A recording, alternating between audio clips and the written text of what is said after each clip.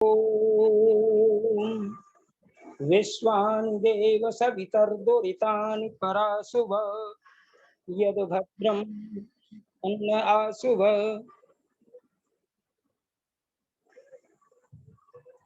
ओम यो भूतं च भव्यं च सर्वं यश्चाधितिष्ठति स्वर्यस्य च केवलं तस्मै ज्येष्ठाय ब्रह्मणे नमः। ओम यो भूतं च भव्यं च सर्वं यश्चादितिष्ठति स्वर्यस्य च केवलं तस्मै ज्येष्ठाय ब्रह्मणे नमः। हे देव सवितर विश्वकर्ता शुद्ध तेज महानहो दुरितानि दुर्गुण दुर्व्यसन से दूर करते प्राण हो। आचरण दो शुद्ध हम में भद्र भाव उद्गान हो। पाप हरता शुद्ध करता तुम्ही एक भगवान हो। ओम शन्नो मित्रः शं वरुणः शन्नो भवत्वर्यमा शन्न इंद्रो बृहस्पतिः शन्नो विष्णुरुक्रमः। नमो ब्रह्मणे नमस्ते वायो त्वमेव प्रत्यक्षं ब्रह्मासि त्वामेव प्रत्यक्षं ब्रह्म वदिष्यामि ऋतं वदिष्यामि सत्यं वदिष्यामि तन्मामवतु तद्वक्तारम् अवतु माम् अवतु वक्तारम्। दयाया आनन्दो विलसति परः स्वात्मविदितः सरस्वत्यास्याग्रे निवसति मुदा सत्यनिलया। इयं ख्यातिर्यस्य प्रकट सुगुणा वेद शरणा दयानन्दः स्वामी निगम पथगामी विजयताम्। ओम शांति शांति शांति। इस व्याख्यान माला के सम्मान्य अध्यक्षता कर रहे और मेरे से पूर्व जिन्होंने अपने बड़े ही सुंदर आध्यात्मिक व्याख्यान से कार्यक्रम को संबोधित कर रहे थे, माननीय महात्मा पुरुषोत्तम मुनि जी, और कार्यक्रम के बड़े ही कुशल संचालक हमारे बड़े आदरणीय आर्य रत्न आर्य लखनलाल आर्य जी शिक्षक, जो बहुत ही कर्मठता और तत्परता के साथ इस कार्यक्रम को आगे बढ़ा रहे हैं। उनकी पूरी टीम को मैं विशेष साधुवाद दे रहा हूं और इस कार्यक्रम से जुड़े हुए सभी सम्मानित विद्वद्गण, मातृशक्ति देवियों और जिनका भी बहुत ही सुंदर भजन का आनंद ले रहे थे, वेदांशी आर्या, जो इस कार्यक्रम को भजन के माध्यम से आगे बढ़ा रही थी, सबको बहुत बहुत साधुवाद है।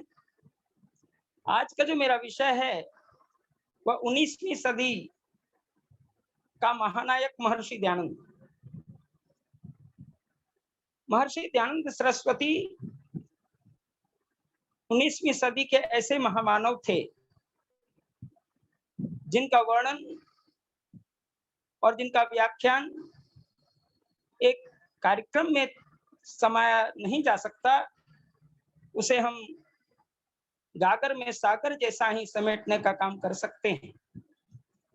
महर्षि स्वामी दयानंद का उदात्त चरित्र, उनका ब्रह्म तेज, उनका ओजोमय शरीर, उनकी प्रतिभा, उनका सारस्वत ज्ञान, भारतीय सभ्यता संस्कृति के प्रति अटूट श्रद्धा और विश्वास, वेदों के प्रति पूर्ण आस्तिकता के भाव, और वेद ही उनके जीवन के लिए सर्वस्व था। वेद ही ज्ञान की सर्वप्रथम कुंजी है, मानव मात्र का ग्रंथ है। इसके प्रथम उद्घोषक रूप में महर्षि दयानंद सरस्वती का नाम आता है। सत्य के प्रबल आग्रही के रूप में महर्षि दयानंद को याद किया जाता है। और जब हम 19वीं सदी के महानायकों में या नायकों में जब उनकी गणना करते हैं, तो जब हम उनको महानायक मान करके आज हम चर्चा करेंगे, तो अनेक नायक की भी चर्चा करनी होगी संक्षेप में, क्योंकि नायकों के नायक ही महानायक होते हैं। जैसे देवस्य देवः महादेवः, उसी प्रकार नायकस्य नायकः महानायकः।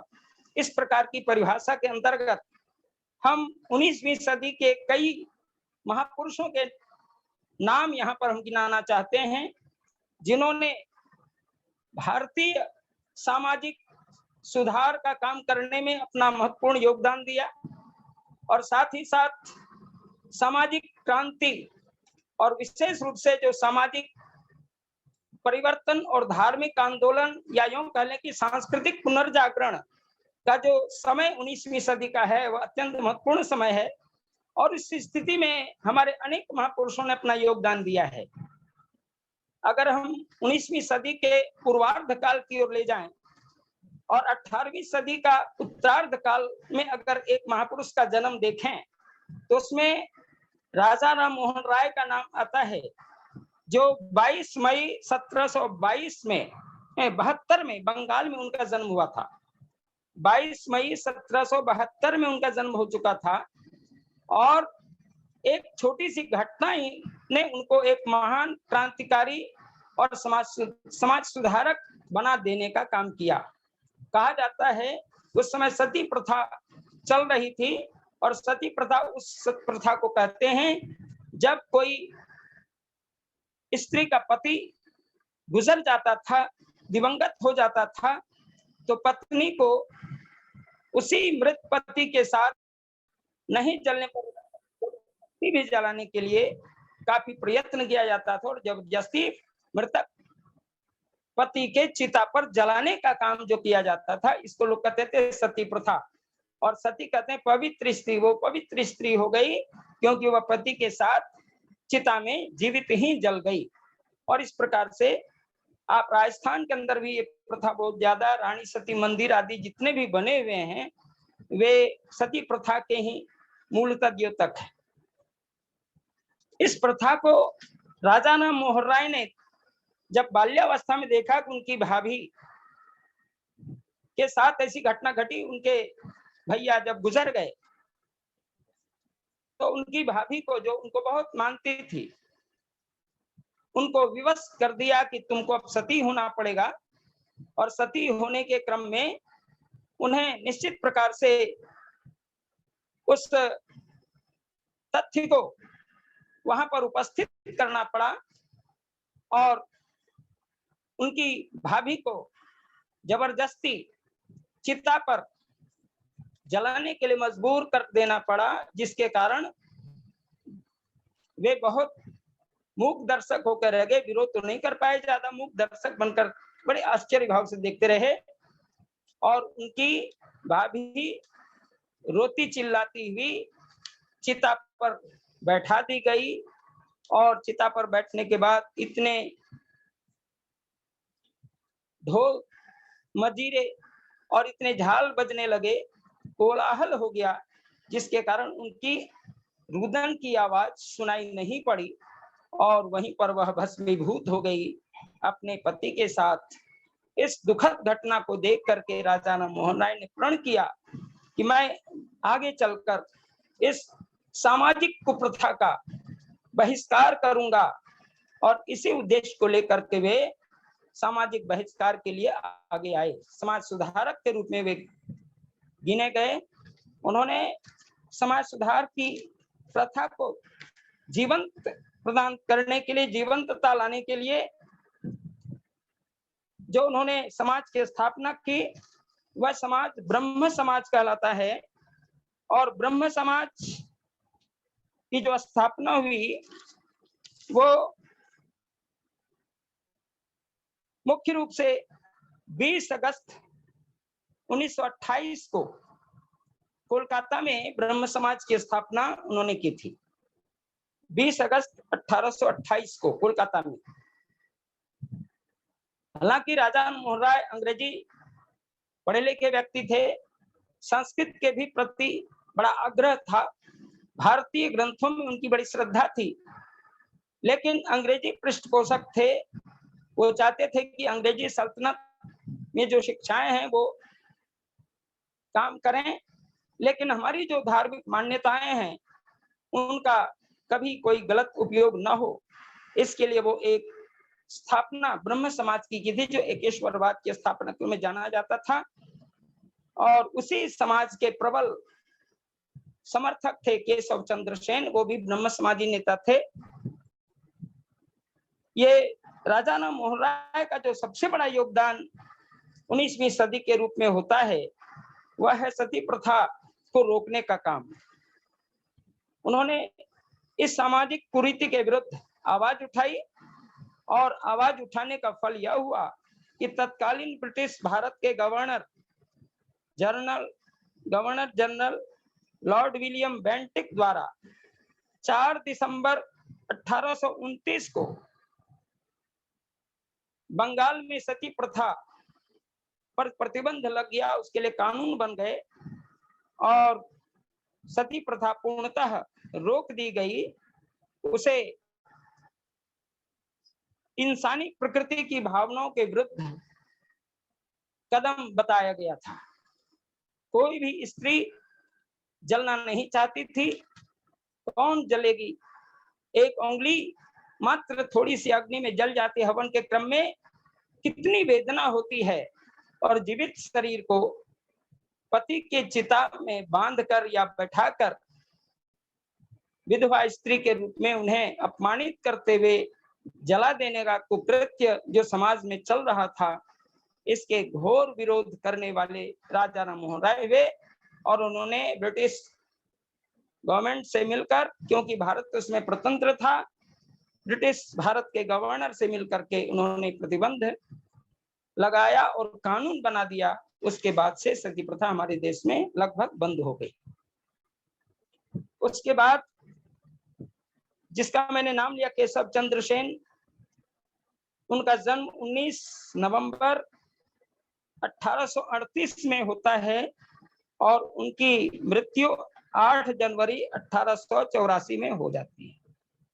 केशव चंद्र सेन भारतीय ज्ञान के कोश माने जाते थे और मुख्य रूप से हिंदी का महासागर उन्हें कहा जाता था। हिंदी के बड़े पृष्ठपोषक थे और यही कारण था कि स्वामी दयानंद सरस्वती जब 1872 में बंगाल के आमंत्रण पहुंचे थे, उस समय 4 मुख्य समाज सुधारकों में केशव चंद्र सेन, ईश्वर चंद्र विद्यासागर, देवेंद्रनाथ टैगोर और रामकृष्ण परमहंस थे, जिनके बुलावे पर स्वामी दयानंद सरस्वती बंगाल पहुंचे थे। उसी क्रम में उन्होंने वहां पर बहुत बड़ा काम किया, वो तो आगे हम गिनाएंगे, लेकिन हम सिर्फ इतना ही कहना चाहते हैं इस क्रम में कि केशव चंद्र सेन ब्रह्म समाजी नेता थे और ब्रह्म समाज का आग्रह था कि वहां तर्क से काम तो चल जाता था, लेकिन स्वामी दयानंद सरस्वती ने चारों समाज सुधारकों को बैठा करके ये फैसला लेने का काम किया कि आप लोग सब एक मत हो जाएं, क्योंकि जब आपका भी मत है कि सत्य धर्म पर काम हो, वेद के आधार पर काम हो, तो सब लोग वेद को मान लें, लेकिन सभी इसमें एक मत नहीं हुए और स्वामी दयानंद सरस्वती को वहां पर उनकी बात नहीं मानी गई। लेकिन हाँ, केशव चंद्र सेन ने स्वामी दयानंद को कुछ सलाह दी थी, जिसमें स्वामी दयानंद सरस्वती को हिंदी बोलने के लिए आग्रह किया गया था। 1872 के बाद स्वामी दयानंद हिंदी में भाषण करने लगे और उनके पूर्ण गणवेश पढ़ने के लिए भी उनको आग्रह किया गया केशव चंद्र सेन के द्वारा। स्वामी दयानंद सरस्वती केशव चंद्र सेन की बात को स्वीकार किए, क्योंकि स्वामी दयानंद का बहुत बड़ा ये एक चारित्रिक बल भी था और साथ साथ सत्य के बड़े आग्रही थे। आत्मा जिस बात को स्वीकार कर लेती थी, वो तुरंत उसको अपने जीवन में उतार लेते थे। तो कौपिनधारी सन्यासी जिसकी चर्चा आती है कि वो जमालपुर जो भागलपुर से पहले पड़ता है, वो दानापुर से होते हुए गए थे और वहीं पर जमालपुर में जब वो प्रातःकाल टहल रहे थे रेलवे प्लेटफॉर्म पर, उसी समय अंग्रेज दंपति स्वामी दयानंद सरस्वती को वहां पर आते हैं देखने के लिए। लेकिन स्वामी दयानंद सरस्वती तो बाहर टहल रहे थे। सुना था कि स्वामी दयानंद सरस्वती आए हुए हैं, लेकिन स्वामी दयानंद सरस्वती जब टहल रहे थे, अंग्रेज दंपति ने देख करके कहा कि ये ऐसा असभ्य व्यक्ति जिनको पहनने का भी ढंग नहीं, पूरे नंग धड़ंग शरीर, एक कॉफिन मात्र पहने हुए स्टेशन पर चल रहा है। उन्होंने स्टेशन मास्टर से शिकायत की कि ये जो व्यक्ति नंग धड़ंग स्थिति में चल रहा है, एकमात्र कॉफिन पहन करके चल रहा है, कौन है? कुछ समय स्टेशन मास्टर ने अंग्रेज दंपति को कहा कि यही स्वामी दयानंद सरस्वती हैं। कहा कि स्वामी दयानंद सरस्वती यही हैं। वो चरण पर गिरे और स्वामी दयानंद सरस्वती ने जब उन्हें कहा कि उठो, तुमने जो शिकायत की थी कि ये नंग धड़ंग सन्यासी प्लेटफॉर्म पर घूम रहा है, तुम उस समय को याद करो। और उन्होंने तर्क दिया था कि अदन के बाग में आदम और हव्वा ऐसे ही नंग धड़ंग घुमा करते थे। इस प्रकार की बात को सुन करके वो अंग्रेज बहुत लाभान्वित हुआ था और स्वामी दयानंद के शिष्य बने।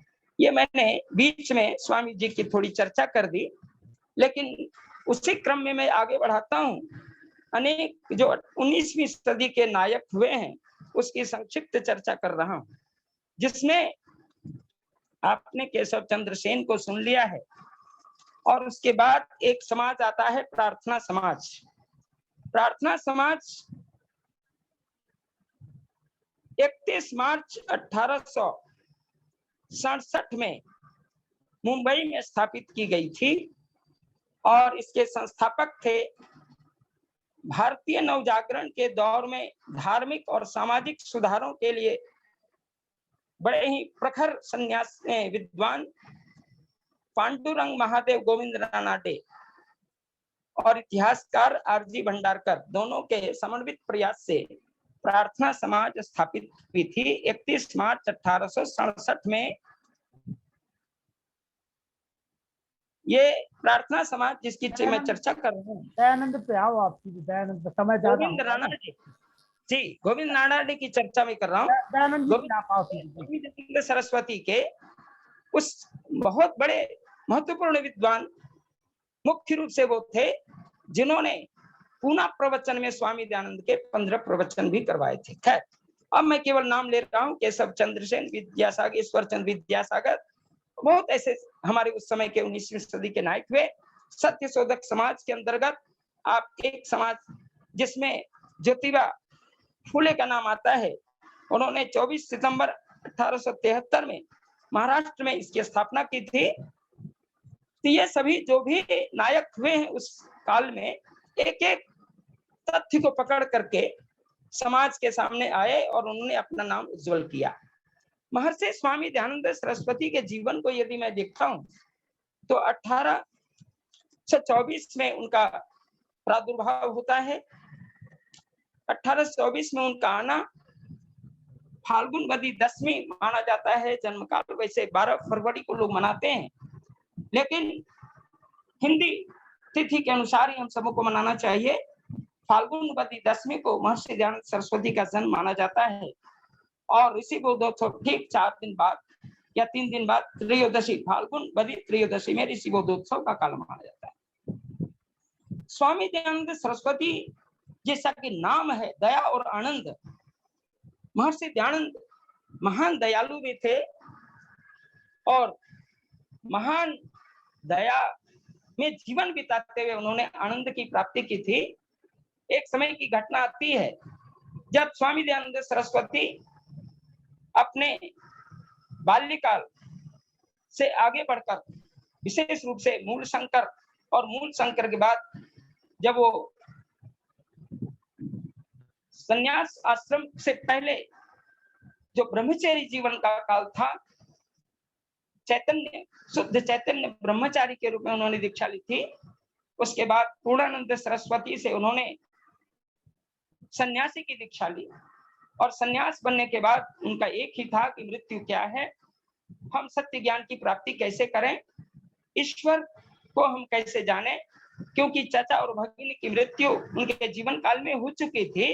ऐसी विषम स्थिति में स्वामी जी सत्य धर्म के प्रवर्तक और वेदों के लौटने के संदेश को मन में संजोए हुए कि वेद ज्ञान को हमें अपनाना है, और इसके लिए उन्होंने स्वामी पूर्णानंद सरस्वती के आग्रह पर गुरु विरजानंद दंडी जी के यहाँ लगभग 2.5 से 3 वर्षों तक घोर कठिन साधना पूर्वक अध्ययन किया।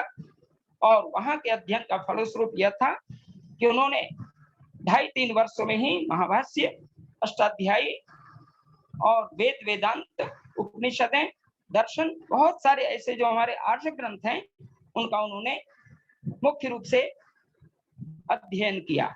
स्वामी दयानंद सरस्वती एक कुशाग्र बुद्धि के धनी व्यक्ति थे और इतने इनकी मेधा इतनी तीव्र थी, क्योंकि जब वो गुरुकुल में अध्ययन के लिए गुरु विरजानंद दंडी के पास पहुंचे थे तो गुरुजी ने कहा था कि मैं तुझे जिस पाठ को एक बार पढ़ाऊंगा, दोबारा यदि तुम उसको पूछोगे तुम इस आश्रम से निकाल दिए जाओगे, ये शर्त थी। और जो पुस्तकें तुम्हारे पास हैं उसको तुम यमुना के बीजधार में बहा के आओ। खाने की व्यवस्था नहीं देने की बात हुई, सब कुछ को उन्होंने स्वीकार किया। कारण यह था कि उनकी एक बहुत बड़ी जिज्ञासा भाव था कि हम जीवन में सत्य धर्म को कैसे पाएं, इस पर सच्चे शिव का कैसे दर्शन करें, क्योंकि सच्चे शिव का दर्शन करना ही उनका मुख्य लक्ष्य था। और सत्य शिव का दर्शन कहाँ होगा, इसके लिए उन्होंने ओखीमठ, जोखीमठ, बद्रिकाश्रम सब जगह घूमने के बाद उन्होंने इस सत्य को जब पार नहीं पाया, सत्य का आग्रह करने वाला ऋषि को जब सत्य ज्ञान की प्राप्ति नहीं हुई तो उसी समय उनको सत्य धर्म के प्रवर्तक ऋषि जो उस समय के बड़े ही प्रमुख सन्यासी थे गुरु विरजानंद दंडी जी के पास, उन्हें जो ज्ञान मिला वह ज्ञान एक अद्भुत ज्ञान था, जिसके कारण महर्षि स्वामी दयानंद सरस्वती के नाम से विख्यात तो हुए ही, बल्कि उन्होंने पाखंड के विरुद्ध घोर शंखनाद किया। आप देखते हैं कि उनके पूर्ववर्ती जितने भी नायक थे वे एक एक पक्ष को लेकर के आगे बढ़े। कोई समाज की सुधारक की घटनाओं को, ये तो समाज सुधारक थे। स्वामी दयानंद सरस्वती उस काल में पैदा हुए जिस समय भारत की दुर्दशा इतनी अधिक थी, देश स्वतंत्र था और स्वतंत्रता की बेड़ी को कैसे ठुकराया जाए, कैसे रोका जाए, कैसे काटा जाए, इसके लिए उन्होंने जो एक बहुत बड़ा सूत्रधार का काम किया था, उसके लिए अगर आप देखेंगे 1857 का जो प्रथम स्वातंत्र समर है उसमें 4 मुख्य सन्यासियों के नाम आते हैं, जिसमें स्वामी दयानंद सरस्वती और उनके गुरु स्वामी विरजानंद जी सरस्वती और स्वामी विरजानंद के गुरु स्वामी पूर्णानंद सरस्वती और स्वामी पूर्णानंद के गुरु स्वामी ओमानंद सरस्वती। इनकी आयु की चर्चा की जाए तो स्वामी दयानंद सरस्वती 35 वर्ष के थे, उनके गुरु 90 वर्ष के थे और स्वामी पूर्णानंद 108 वर्ष के थे और स्वामी उमानंद सरस्वती 126 वर्ष के थे। सभी जीवित थे और सभी लोगों ने बैठ करके भारत को कैसे स्वतंत्र किया जाए इसके लिए बहुत बड़ा काम करने का योगदान उस समय किए। हालांकि प्रथम स्वतंत्र समय में सफलता उतनी नहीं मिल पाई, क्योंकि राजवाड़े सब ढंग से एकत्रित नहीं हो पाए और जो उनके अंदर आलस्य और प्रमाद था वो पूर्णतः नहीं छोड़ पाए। और विशेष करके उनका था कि ऐ राजाओं, तुम अपने इतिहास को याद करो, अतीत को याद करो, तुम्हारे अंदर जो दुर्व्यसन है उसको छोड़ो, जिसके कारण कि लोग एकजुट नहीं हो पाए। उसमें बिहार के वीर कुंवर सिंह उसमें भाग लिए थे और वीर कुंवर सिंह ने स्वामी दयानंद सरस्वती से बहुत कुछ सीखा था। लक्ष्मीबाई, तात्या टोपे, नाना साहब उस समय क्रांतिवीर थे, उन लोगों ने स्वामी दयानंद सरस्वती से प्रेरणा ली और जितने भी क्रांतिकारी आप देखते हैं, पंडित श्याम जी कृष्ण वर्मा जो विदेश में गुरुकुल की स्थापना की थी स्वामी दयानंद के प्रथम शिष्य के रूप में, और वीर सावरकर का नाम आता है वीर सावरकर ने तो यहाँ तक लिखा है द वार ऑफ इंडिपेंडेंस, एक किताब उनकी है जिसमें मैंने एक शब्द पाया दस्सा बाबा। उसमें उन्होंने लिखा है कि Dassa Baba is the best patriot of India.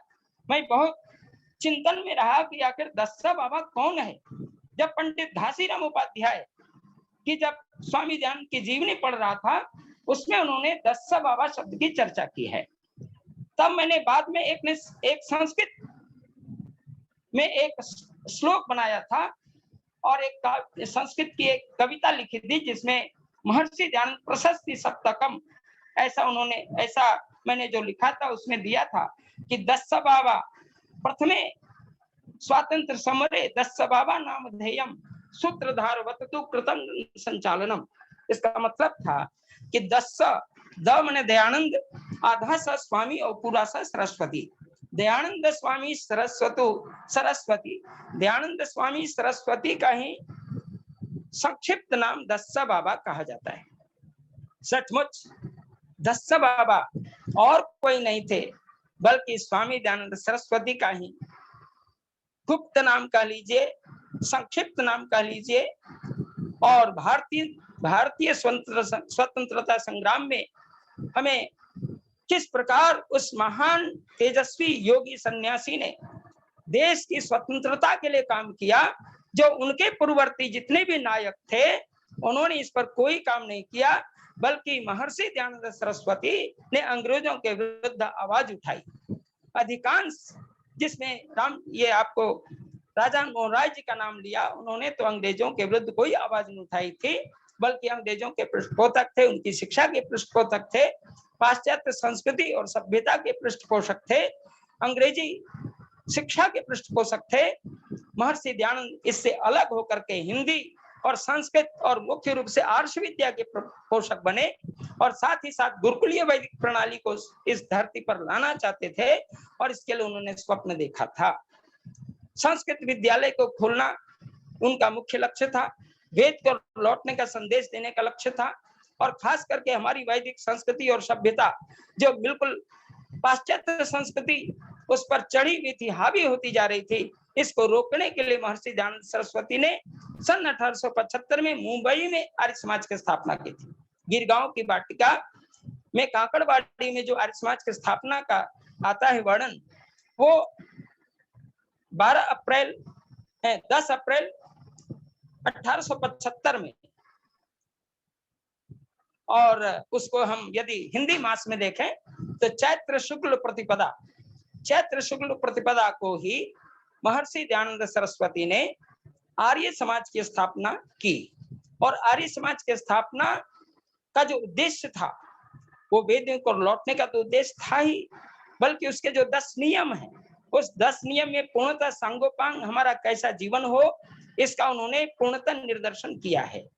विशेष रूप से यदि हम थोड़ी सी चर्चा करें, उसका जो पहला नियम है, महर्षि दयानंद महान आस्तिक थे और आस्तिकता का परिणाम यह हुआ कि उन्होंने आर्य समाज के प्रथम नियम में ही यह स्पष्ट कर दिया ईश्वर कैसा है, ईश्वर का ज्ञान कौन है। तो उन्होंने स्पष्ट कहा कि वेद सब सत्य विद्या और जो पदार्थ विद्या से जाने जाते हैं उन सब का आदि मूल परमेश्वर है। सत्य विद्या और पदार्थ विद्या दोनों को यदि जानना हो तो हमें महर्षि स्वामी दयानंद सरस्वती द्वारा निर्देशित आर्य समाज के प्रथम नियम की ओर ध्यान देना होगा। और उन्होंने कहा कि इसका आदि मूल परमेश्वर ही है।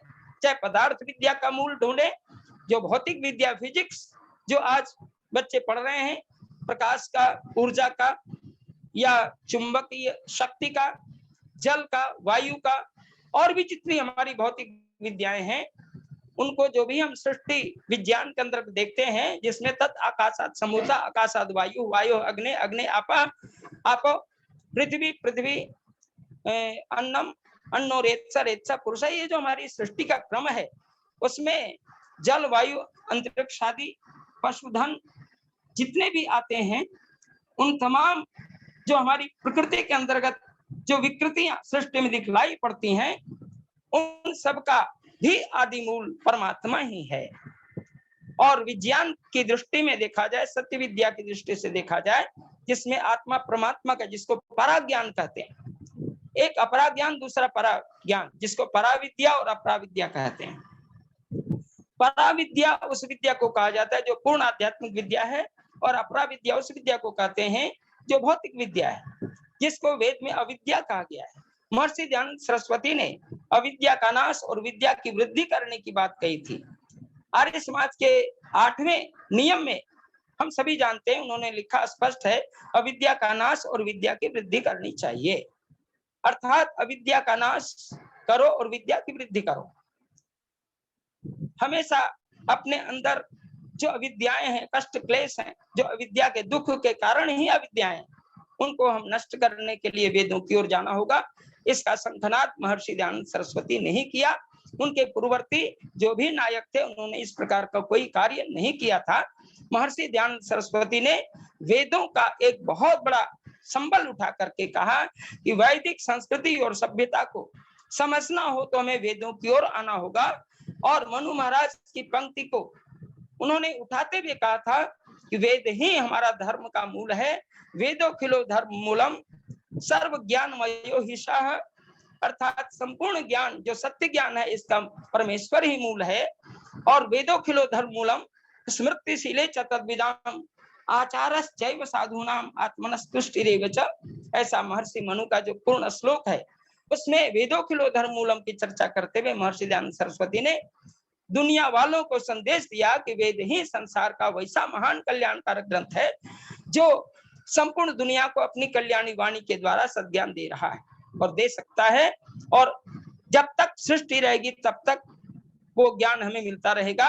उनकी घोषणा थी कि हमारी जो भारतीय वैदिक परंपरा जो सृष्टि के आदिकाल से चली आ रही है, उसमें कोई इतिहास नहीं है। उन्होंने एक बहुत बड़ी खोज की थी कि वेदों में इतिहास नहीं है, जबकि उनके पूर्ववर्ती जितने भी भाष्यकार हुए, जिसमें सायण, महिधर, उबट, स्कंद स्वामी, वेंकट माधव, जो हमारे पौरस्त्य परंपरा के भाष्यकार हैं, और पाश्चात्य परंपरा के भाष्यकारों में ये आपको महिधर है, विशेष रूप से पाश्चात्य परंपरा में Max Muller, Macdonald, Keith Weber, Jacobi Winternitz जैसे विद्वान, याकोबी का भी नाम आता है। इन लोगों ने वेद को ऐतिहासिक दृष्टि से देखा था। जैसे वेद में आता है विश्वामित्र नाम, विश्वामित्र नाम देख करके लोग कहते हैं कि रामायण काल के जो ऋषि हैं, जो राम के गुरु थे, जिन्होंने बक्सर में गुरुकुल खोला था और वहीं पर ताड़का का वध करने के लिए राजा दशरथ से राम को मांग करके लाए थे, वही विश्वामित्र का वर्णन है। इसलिए वेद में इतिहास है।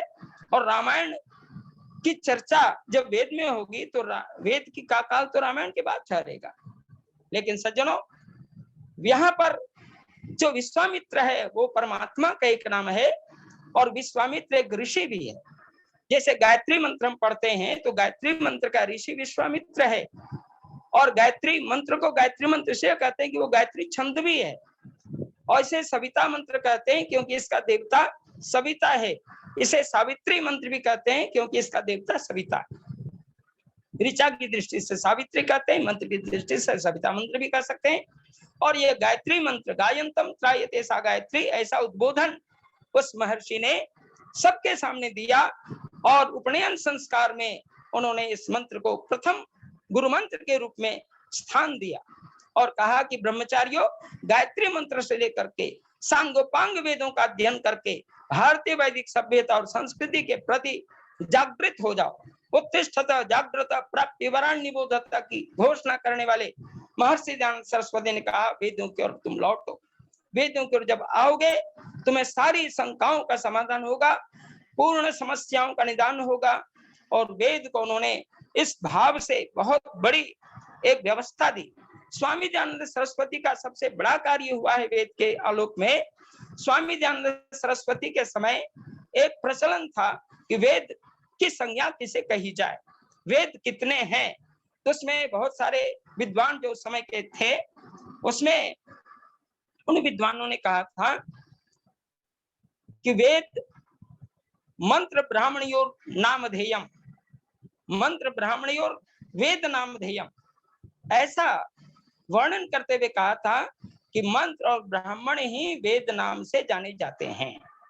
स्वामी दयानंद सरस्वती ने इस पर घोर चिंतन करते हुए लोगों के सामने स्पष्ट तर्क के द्वारा बता दिया कि संहिता भाग का नाम ही वेद है और ये 4 संहिताएं जो मंत्र भाग है इसी को वेद कहते हैं और ब्राह्मण ग्रंथ वेद नहीं है। ब्राह्मण ग्रंथ वेदों के व्याख्यान के ग्रंथ हैं। ये महर्षि दयानंद का बहुत बड़ा उद्घोषणा इस कार्य में हम देख रहे हैं कि महर्षि दयानंद सरस्वती ने वेद को संहिता भाग जो मंत्र भाग है उसको स्वीकार करने का आग्रह किया था और उसके जो मुख्य रूप से जो व्याख्यान के भाग हैं वे ब्राह्मण भाग कहलाते हैं। लेकिन हम देखते हैं कि 18 पुराण जो भी चल रहा है महर्षि दयानंद ऐसे ही इतिहास, कल्प, गाथा, नाराशंसी और पुराण जानो। महर्षि स्वामी दयानंद सरस्वती का मंतव्य था कि जो ब्राह्मण ग्रंथ हैं वही हमारे पुराण हैं, क्योंकि वेद पुराण की चर्चा देखते हैं कि वेद के बाद पुराण का नंबर आता है। इसका मतलब वेद के बाद यदि कोई हमारी आर्ष पुस्तकें हैं तो वो पुराण ही है और वही पुरातन है। पुराणात पुराणम, जो पुराण है इसलिए इसका नाम पुराना होने के कारण पुराण हो जाता है। इस भावना से उन्होंने पुराणों को स्वीकार करते हुए बताया और लोगों को आग्रह किया था कि ऐ लोगों, तुम यदि संहिता भाग को वेद मानते हो और वेद के व्याख्यान जो ब्राह्मण ग्रंथ है इनको पुराण मानोगे तो कहीं द्वंद्व नहीं होगा, क्योंकि पुराण के बारे में 5 लक्षण दिए जाते हैं। पुराण किसे कहेंगे? महर्षि स्वामी दयानंद सरस्वती ने इस पर बहुत बड़ा कार्य किया है और पुराण के बारे में 5 लक्षण आते हैं। पुराणों के बारे में कहा गया है सर्गस्य प्रतिसर्गस्य वंशो मनवंतराणि च वंशानुचरितम चैव पुराणम 5 लक्षणम। सर्ग माने सृष्टि विषय को देखेंगे, प्रतिसर्ग प्रलय विषय को देखेंगे और वंशानुचरित जो हमारे वंश विषय को देखेंगे, राजाओं के चरित्र को देखेंगे, मनवंतर के विषय को देखेंगे। ये 5 विषयों को यदि सत्य धर्म की दृष्टि से देखेंगे तो वह ग्रंथ केवल और केवल ब्राह्मण ग्रंथ ही है। इसलिए उन्होंने स्पष्ट कर दिया कि ऋग्वेद के 2 ब्राह्मण ग्रंथ हैं, ऐत्रेय और कौशितकी। यजुर्वेद का 1 ब्राह्मण ग्रंथ है सतपथ। सामवेद के 5 ब्राह्मण ग्रंथ हैं, जिसमें साम ब्राह्मण, मंत्र ब्राह्मण, तांडिव महाब्राह्मण, पंचविंश ब्राह्मण और षड्विंश ब्राह्मण, अथर्ववेद का गोपथ ब्राह्मण। ये ब्राह्मण ग्रंथ महर्षि स्वामी दयानंद सरस्वती ने इस रूप में बहुत बड़ी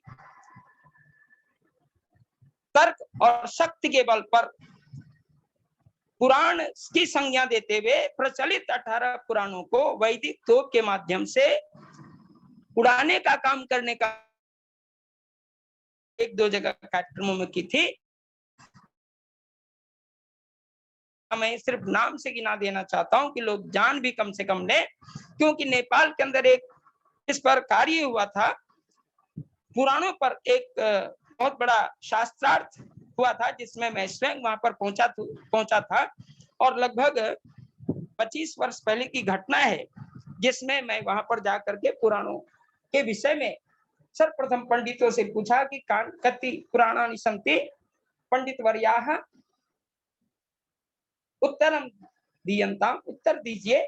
उस समय कोई भी पंडित 18 पुराण का नाम नहीं दे सके थे, कोई 5 के, कोई 6, कोई 7। हमने कहा जब 18 पुराण की आपको चर्चा कर, कोई नाम का कोई पता ही नहीं, 18 पुराण की गणना जब आप नहीं कर सकते तो 18 पुराण पर कैसे विवेचन आप सुनेंगे? तब उन्होंने कहा कि आप नाम बता दीजिए 18 पुराणों के। तो मैंने स्पष्ट एक श्लोकबद्ध 18 पुराणों के नाम गणना उस समय बताई थी और सबको जानना चाहिए जो एक श्लोक में आप 18 पुराणों के नाम गिन सकते हैं। मद्वयं भद्वयं चैव भ्रत्रयं व चतुष्टयं अनापलिंगं कुष्कानि पुराणानि प्रचक्षते। म अक्षर से महाभारत काल के बाद यहाँ के होंगे पंडितों ने, संस्कृत के विद्वान कहे जाते थे, उन लोगों ने वेद धर्म को एक ऐतिहासिक पहलू पर देखते हुए जो एक आडंबर का काम करने के लिए जो ग्रंथ की रचना की, वे पुराण की दृष्टि से माने गए हैं, जिसका महर्षि दयानंद ने घोर खंडन किया है। मत्वयं, मत्स्य और मार्कंडेय पुराण 2 पुराण बना दिए। भद्वयं भ अक्षर से 2 पुराण पाए जाते हैं, भविष्य और भागवत, व्रत त्रयं, ब्रह्म पुराण, ब्रह्म वैवर्त पुराण और ब्रह्मांड पुराण। व चतुष्टयम, व से 4 पुराण बने हैं, वाराह, वामन, विष्णु और वायु। अग्नि पुराण, नारद पुराण, पद्म पुराण, स्कंद पुराण, कूर्म पुराण, इस तरह से 18 पुराणों की चर्चा आती है। ये 18 पुराण वस्तुतः महर्षि वेदव्यास के नाम से प्रचलित कर दिया गया है कि अष्टादश पुराणेषु व्यासस्य वचनद्वयम् परोपकारः पुण्याय पापाय परपीडनम्। इस बात को महर्षि दयानंद ने खंडन करते हुए कहा है कि बताओ, एक भी पुराण क्या महर्षि वेदव्यास के हैं, जिन्होंने वेदांत सूत्र की रचना की, जिन्होंने महाभारत जैसे ग्रंथ की रचना की, जो तर्क संगत बात करते थे। वहां पर 18 पुराण में तो आपस में झगड़े हैं, द्वंद्व हैं। मैंने जब 18 पुराणों को विधिवत देखने का काम किया था कि सचमुच क्या वेदों में पुराणों में झगड़े हैं। जब मैं शिव पुराण को पढ़ता था, जिसको लिंग पुराण कहा गया है, तो उसमें विष्णु पुराण का खंडन मिलता है। विष्णु पुराण पढ़ता हूं,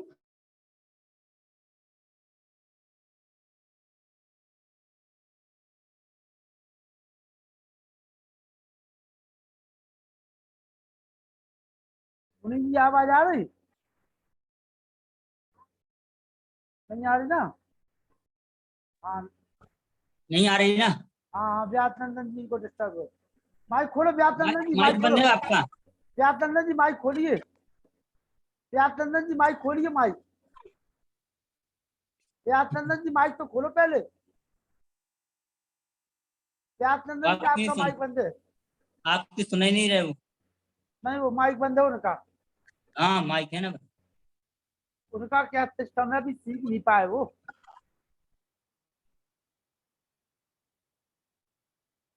आप माइक खोलो पहले अपना, माइक खोलो, आप माइक खोलना सीखो पहले। माइक बंद है आपका व्यासनंदन जी, व्यासनंदन जी माइक बंद है आपका। अरे माइक बंद है भैया।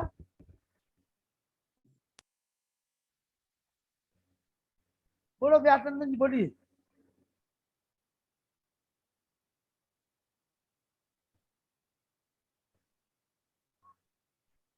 स्वामी दयानंद सरस्वती ऐसे महान तत्वदर्शी ज्ञानी विद्वान थे, जिसमें आप देखेंगे तो जो आप कहते हैं कि स्वराज्य मेरा जन्मसिद्ध अधिकार है, ये लोकमान्य तिलक ने कहा था। लेकिन लोकमान्य तिलक के पहले गोविंदनाथ रानाडे का नाम आता है, और गोविंदनाथ रानाडे ने महर्षि स्वामी दयानंद के 15 पुनः प्रवचन कराने के बाद जो उसके बाद जो आता है वर्णन, जो राष्ट्रवाद का मुख्य रूप से, उसमें स्वामी दयानंद सरस्वती ने वेद मंत्र, 2 वेद मंत्रों को लेकर के राष्ट्रवाद की घोषणा की थी, स्वराज्य शब्द की घोषणा की थी, और उसमें कहा यते मही स्वराज्ये अर्चन ननु स्वराज्यम। यते मही स्वराज्य अर्थात स्वराज्य के लिए प्रयत्नशील बने रहो, और अर्चन ननु स्वराज्यम, स्वराज्य की अर्चना किया, स्वराज्य की अर्चना करो, स्वराज्य की पूजा करो, अर्थात स्वराज्य का सत्कार करो। स्वराज्य सबसे बड़ा राज्य है, और उन्होंने सत्याप्रकाश में डिम डिम ध्वनि से घोषणा की कि स्वदेशी राज्य सर्वोपरि और उत्तम होता है। आर्य समाज के प्रमुख ग्रंथ सत्याप्रकाश, महर्षि स्वामी दयानंद का अमर ग्रंथ सत्याप्रकाश, जिसके 8वें समोल्लास में महर्षि ने इस प्रकार की चर्चा की। हालांकि राजधर्म विषय 6ठ समोल्लास का विषय है, लेकिन इस प्रसंग को महर्षि दयानंद ने सृष्टि विषय का जो 8वां समोल्लास है, उसमें स्वदेशी शब्द का उच्चारण करते हुए कहा है कि स्वदेशी राज्य सर्वोपरि और उत्तम होता है। उसमें स्वदेशी राजा की चर्चा थी, क्योंकि रानी विक्टोरिया ने उस समय बात कही थी कि रानी विक्टोरिया की आवाज थी कि हम माता और पिता के समान तुम्हें मानेंगे, इसलिए तुम रानी विक्टोरिया को ही माँ और पिता समझो। इस पर महर्षि दयानंद सरस्वती ने कहा था कि जो माता और पिता के समान भी यदि कोई तुम्हें आग्रह करता है, लेकिन माता पिता का आग्रह देने वाला, माता पिता के समान आपकी सेवा करने वाला भी, आपको हर प्रकार से योगदान करने वाला भी अगर कोई विदेशी है, तो वह कभी भी आपका पूर्ण हित नहीं कर सकता है। वो पूर्ण रूप से स्वदेश के प्रति पूर्ण आग्रही विद्वान थे और यही कारण था कि कलकत्ता के प्रवास काल में स्वामी दयानंद सरस्वती से भेंट होती है। उस समय एक प्रसंग आता है कि स्वामी दयानंद सरस्वती प्रवचन करने गए हुए हैं और उस प्रवचन क्रम में शांतिपूर्वक प्रवचन करने के बाद उस समय गवर्नर हुआ करते थे, जो 4 स्टेट के गवर्नर होते थे, बिहार, बंगाल, उड़ीसा और असम। ये 4 जो राज्य था, उनका जो एक गवर्नर होता था, बड़ा शक्तिशाली माना जाता था। उसको और उसके सामने उनकी दुबे जी उनका नेटवर्क कमजोर रहेगा, व्यक्ति होता रहेगा उनके साथ में। दुबे जी आप आ जाइए, समापन कराइए, बात को आगे बढ़ाइए। दुबे जी आगे बढ़ाइए।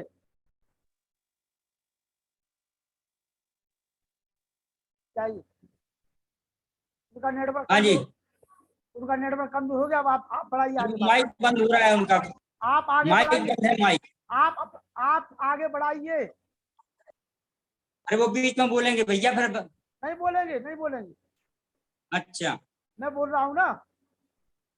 हाँ तो बोल तो रहे हो, उचित नहीं रहता। चलिए, चलिए।